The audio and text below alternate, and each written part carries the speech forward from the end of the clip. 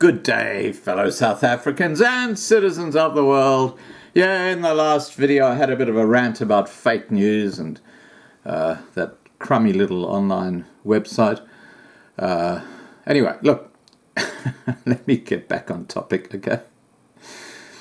Talking about fake news and the way news is presented. This is a classic example. Absolutely classic.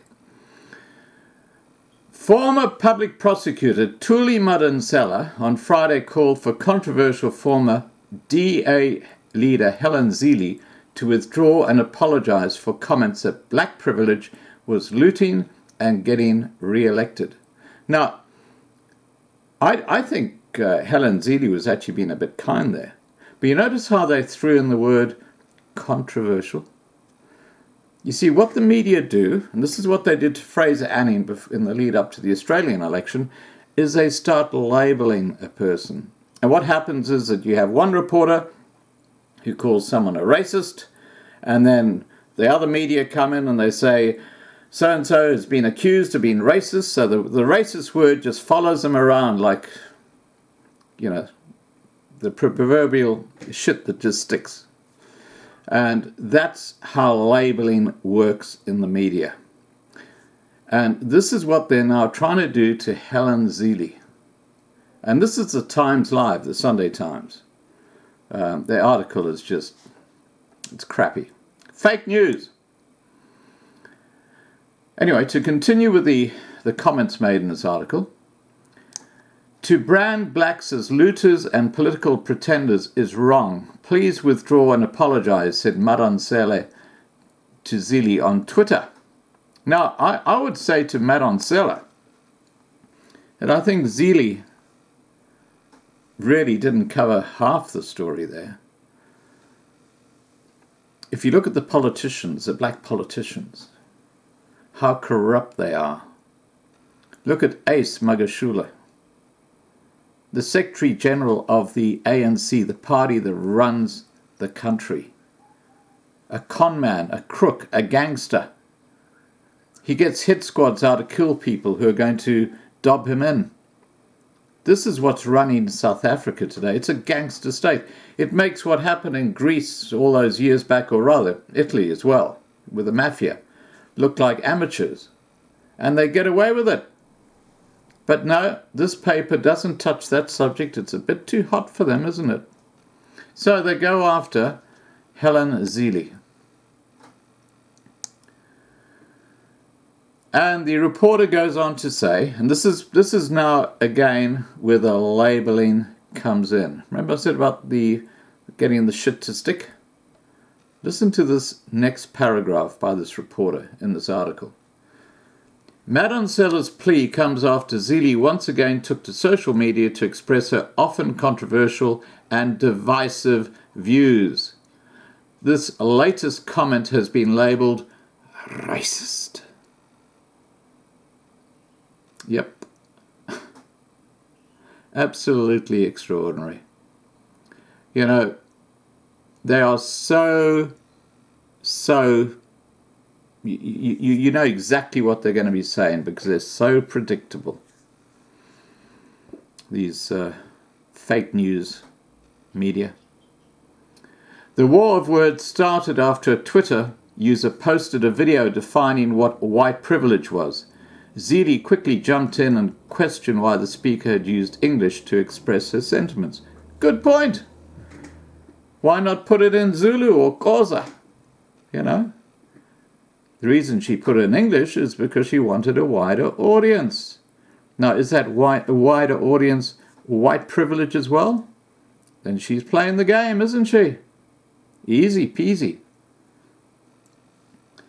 South African actor Shlomla Dlandla, in defense of the speaker, said occasionally you say some really daft things.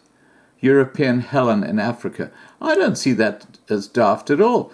I mean, black privilege to me is basically corruption, incompetence, BEE, everything that's going wrong in the municipalities when it comes to service delivery.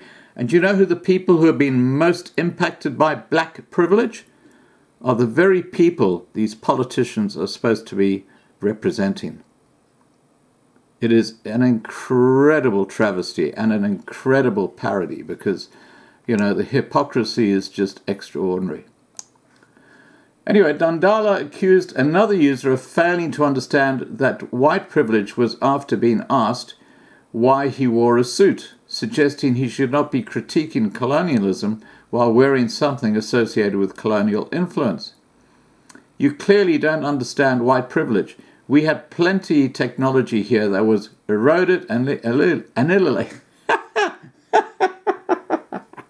This is black privilege, it's got to me. Let me start again.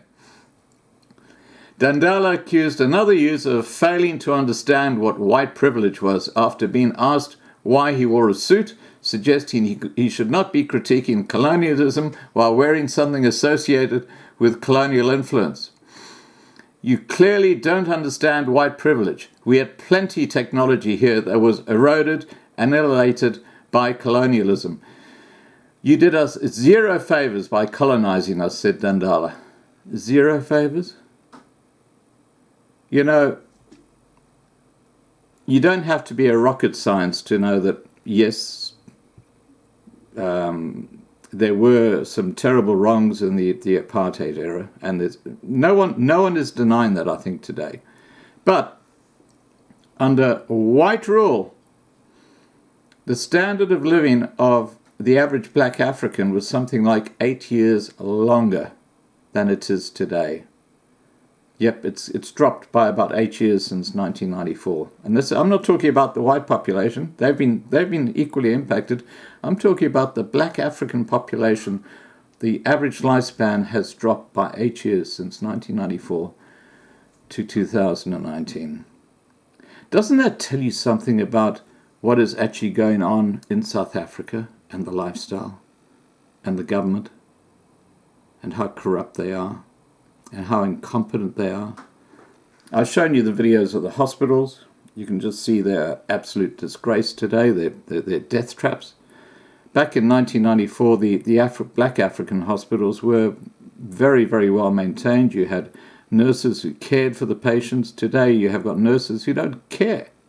They have no interest in their patients. They're just waiting for their paycheck on Friday. That's all they're interested in.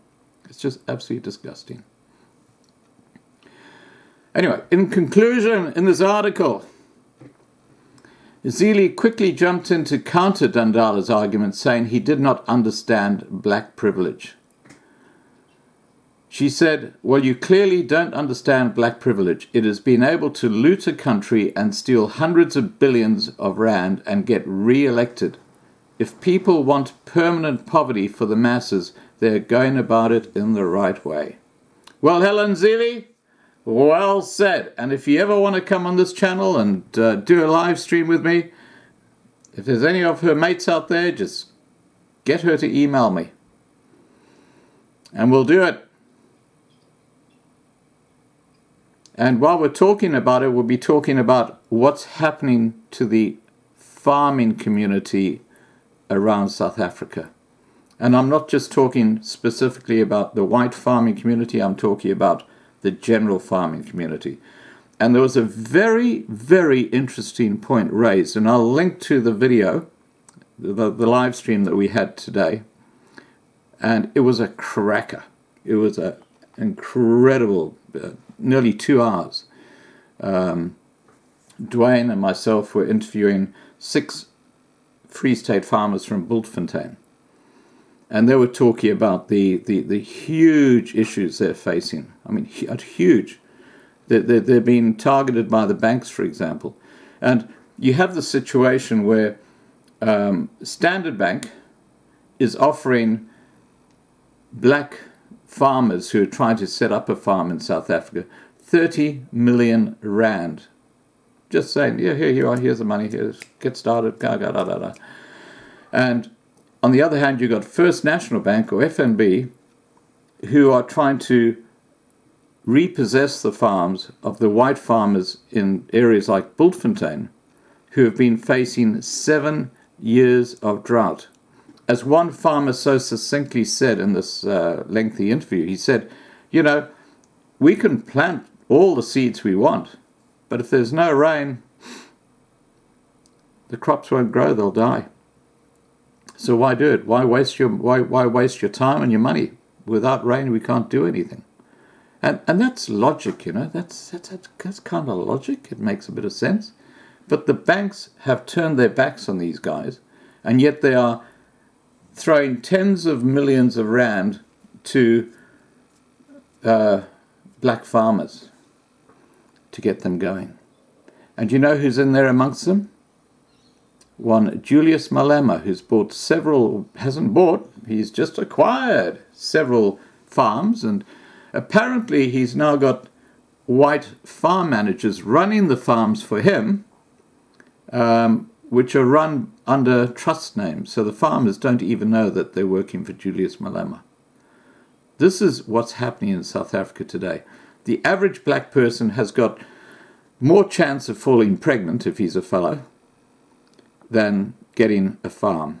But if you're a black politician, it's like a cherry picking. You can go and pick whichever farm you want and you can do whatever you like. That's called black privilege. And it is not applied to everybody. It's only applied to the well-connected. So when we talk about black privilege, let's just define it more clearly as those who have connections. All right, guys, that's my rant. Have a great day, and please remember to subscribe to be kept informed and ring the bell so you get the updates.